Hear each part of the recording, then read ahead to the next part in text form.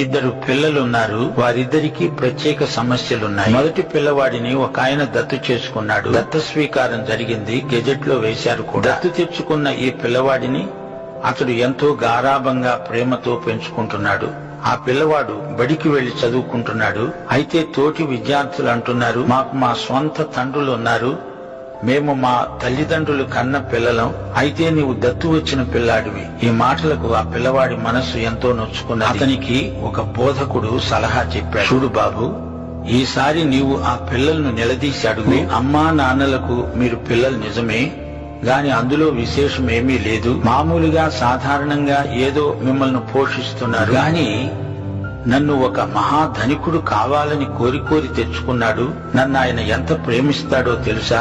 మీ నాన్నలు కూడా మిమ్మల్ని అంత ప్రేమించరు. ఆ అబ్బాయి ఈ మాటలు అన్నప్పుడు పిల్లలంతా అవాక్కై. ఇక రెండో అబ్బాయి సంగతి. ఒక ఆయన తనను